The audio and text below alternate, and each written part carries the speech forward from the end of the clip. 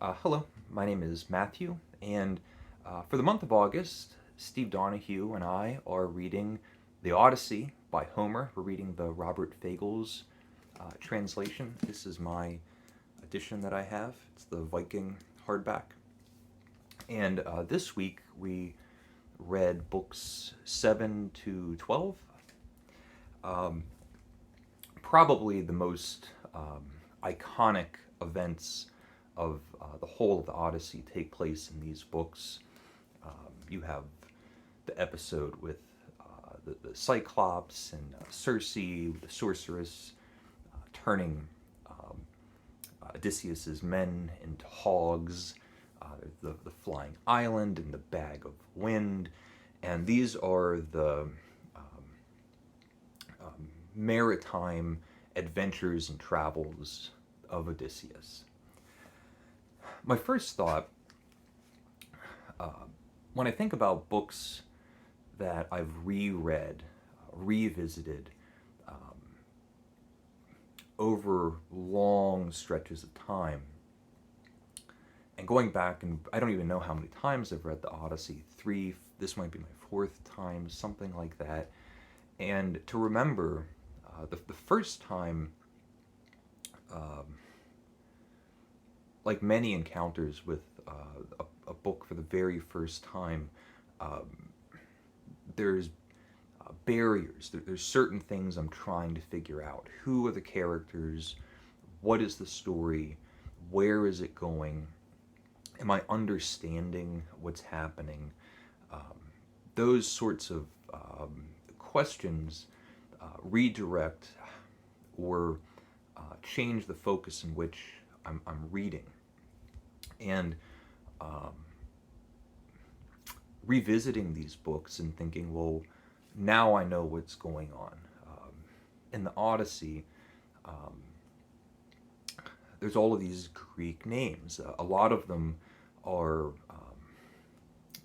part of popular culture, Odysseus and Achilles, but there's a lot of others, and it can seem more confusing than it actually is if you can't even pronounce some of the names or places. And if you keep reading these kinds of books and you're interested in it, and you start reading extra material like the introduction by Bernard Knox or The World of Odysseus, which I read in a way of preparation for this read along by Mr. Finley. And there was an assertion made that really stuck with me. And it's one of those things that I think the first time you hear it, it seems so impressive or astute. And the assertion is that in the world of Homer, the Iliad and the Odyssey, there's not a single literate character. So all of the characters of these books are illiterate. And it's not by example. There's not a moment where Odysseus is holding a book upside down. It's through omission. There's no mention of books or pamphlets or letters or messages. There's no travel logs with any of the characters on ships. And you read something like that and think, what an interesting observation. And you might just take it for granted and go, well, now I know that. And for whatever reason, I was just thinking about that and reading these books, books 1 to 6 and now 7 to 12, and thinking, well, is it true? Is it really that astute of an observation? This is a world where they have fleets of ships. There's towns and fortresses. There is wine and bread and cheese scattered throughout all of the different islands. Everywhere that these characters go, there's a uniformity to so many of these goods and practices. If somebody has a fleet of ships, um, it's not unreasonable to think that they're all similar ships, that they had blueprints and specs. They were mathematicians and engineers building the same sort of ship. They might differ from town to town or kingdom to kingdom. Um, the fact that Odysseus can go island to island and tell a story where he was drinking wine on a distant island, and there's an assumption that the wine on one island is the same as another island. And that might that makes me think about trade routes and some sort of mercantile operation. It also makes me think of recipes. They're making the same thing. Cheese isn't.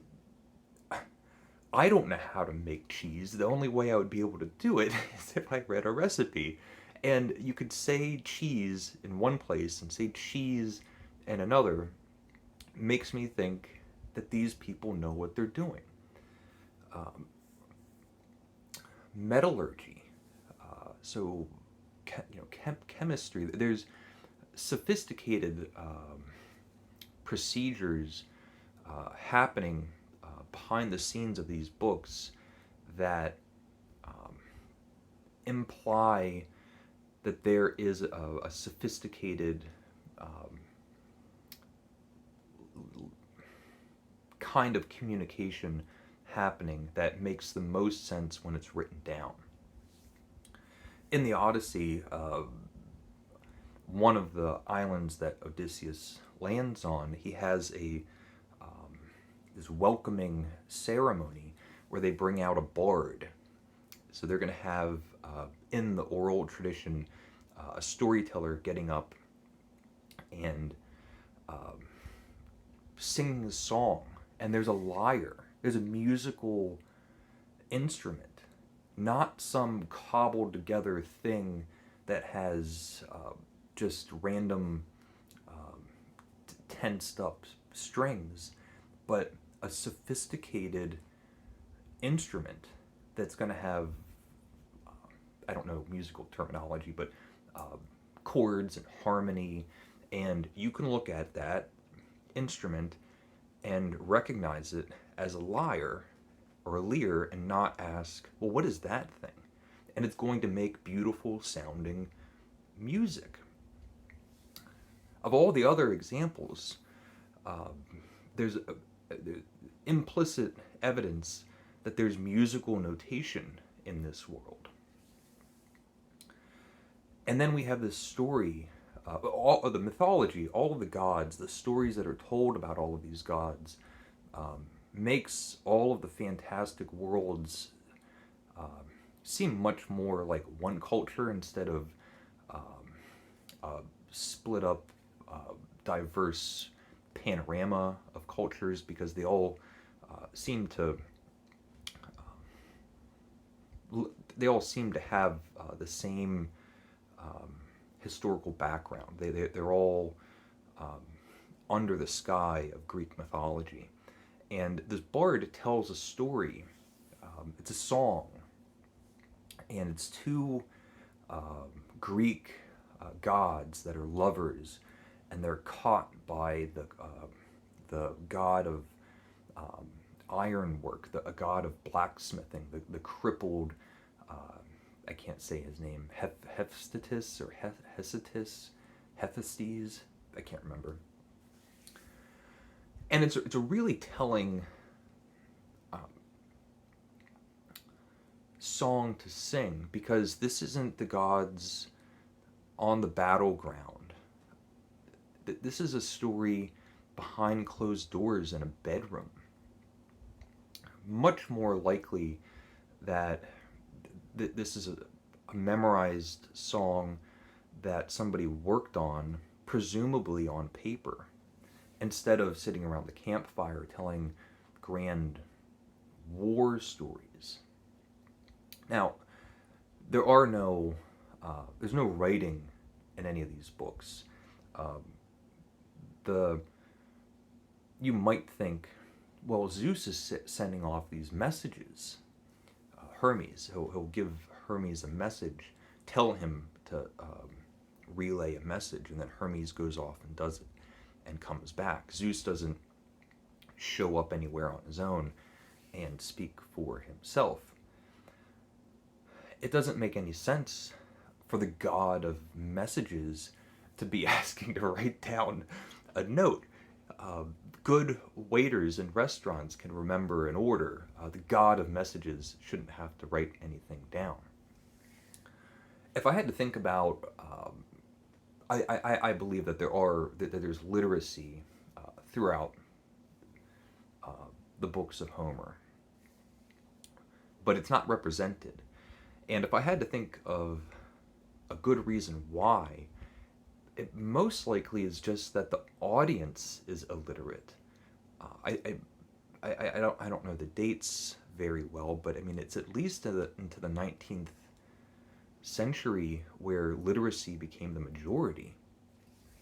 It doesn't seem like it would be a compelling story to tell to someone that doesn't read and say, Achilles put down his book. So I was thinking about that. I feel like this is a long digression, but these are exciting books, 7 to 12, and really intriguing. So we finally find Odysseus on the island of Calypso, and he has his escape and very quickly finds himself on this other island where he's met by a king and the princess, and he's given this great welcoming ceremony. Very quickly, they're going to have sporting events, shows of athleticism, and it's going to be this impressive display for Odysseus to enjoy. And no sooner does it begin than there's someone practically challenging him to an arm wrestling match. And with provocation, Odysseus picks up one of the discuses and launches it into the air and has this grand speech about how no one on the plains of Troy during the Trojan War was bigger or stronger or tougher or more athletic than Odysseus. And everybody's in awe. Meanwhile, Athena has puffed up Odysseus's stature and his physicality to seem almost godlike. And Odysseus is really enjoying this because when he gives his grand speech, he does conveniently forget to mention Achilles. And then we have a bard, we have a storyteller come up and sing a song with a musical instrument. And this ends with the king, asking Odysseus to tell his story of how he arrived on their island. And it's fascinating.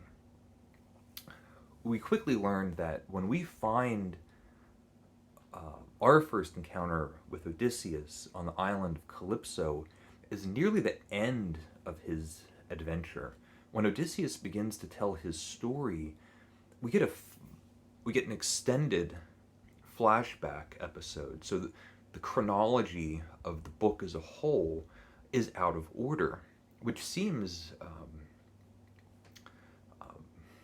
modern, and it makes the storytelling much more dramatic and much easier to be very liberal with the storytelling.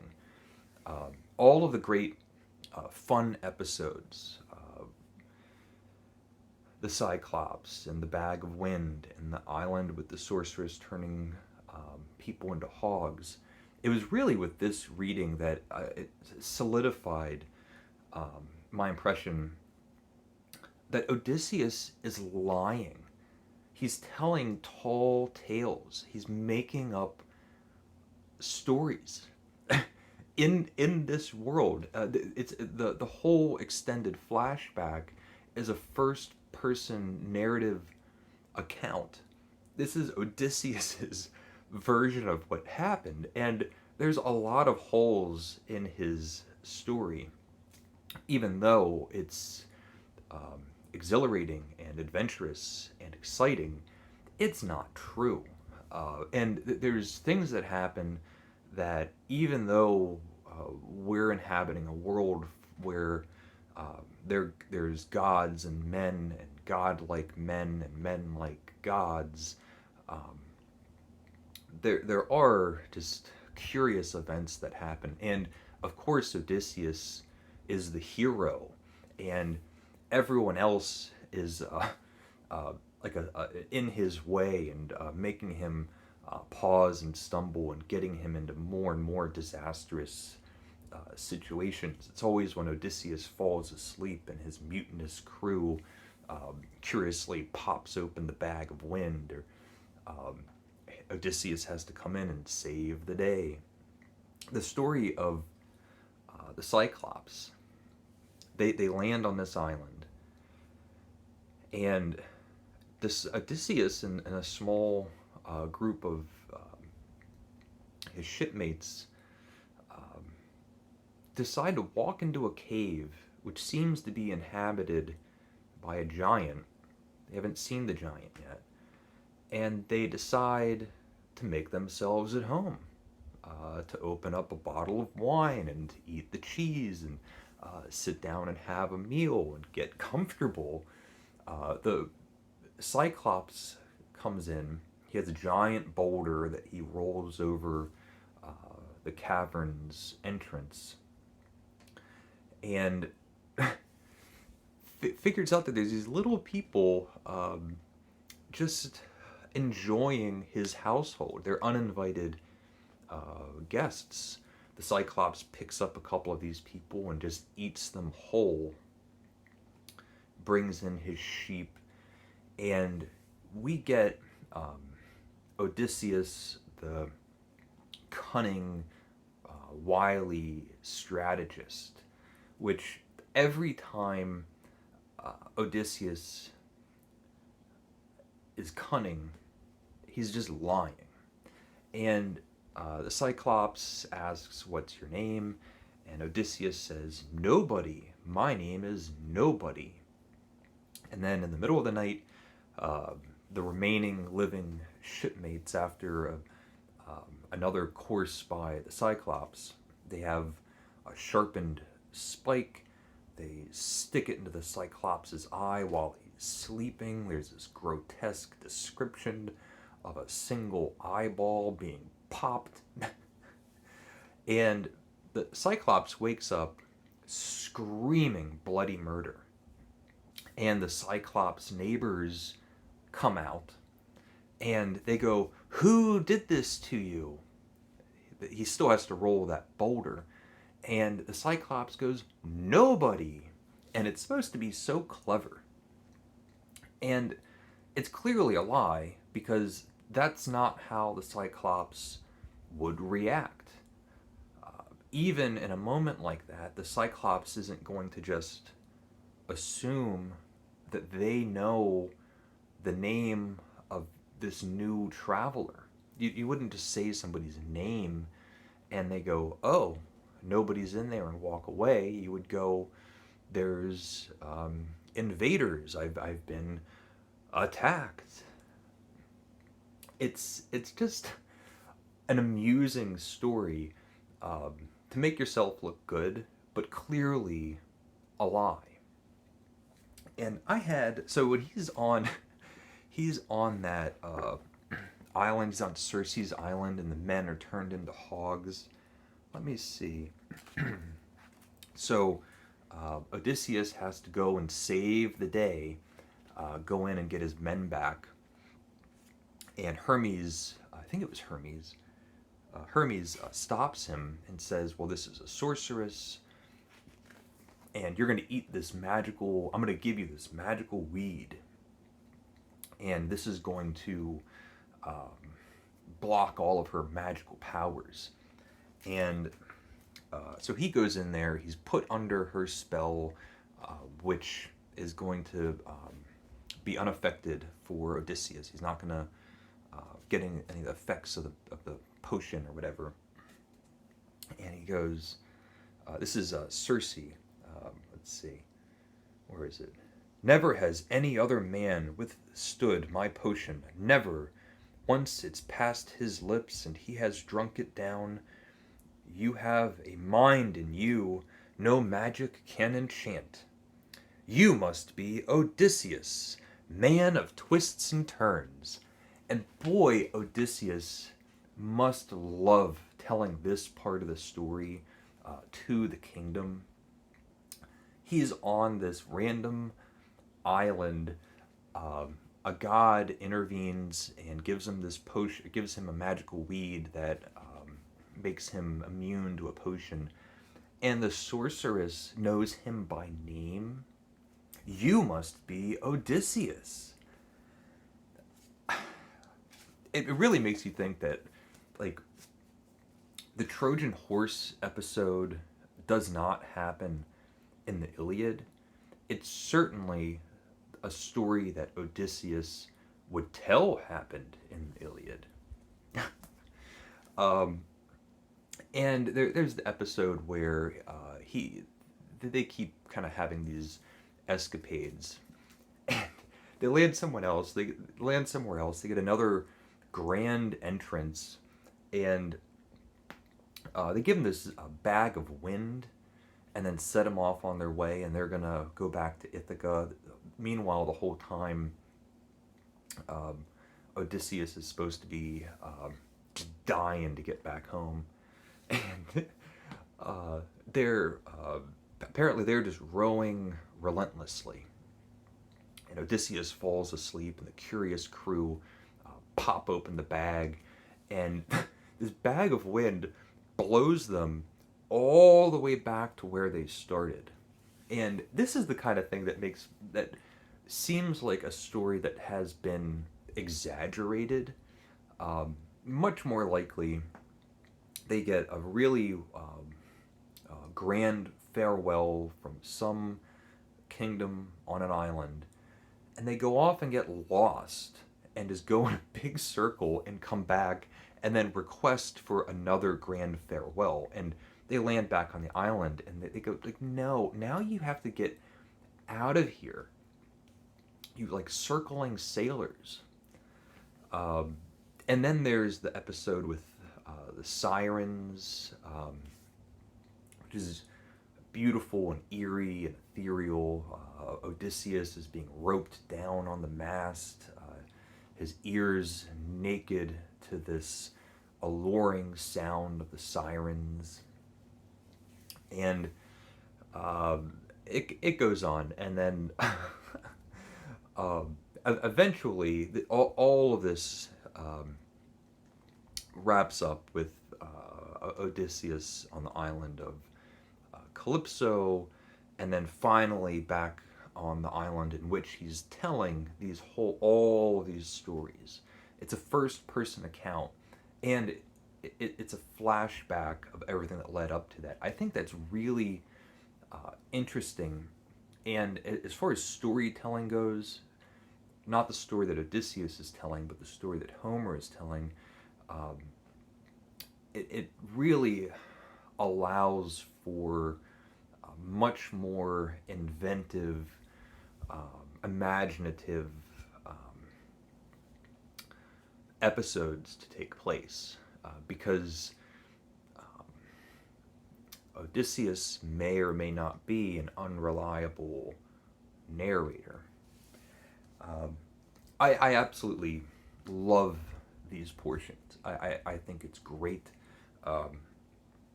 And not that I am certain or know one way or another about if he's lying about these stories or what, but it's really fun when you start to get to know a book and you can just have fun with it and think, um, not, okay, who is this person? What island are they on? What's happening now?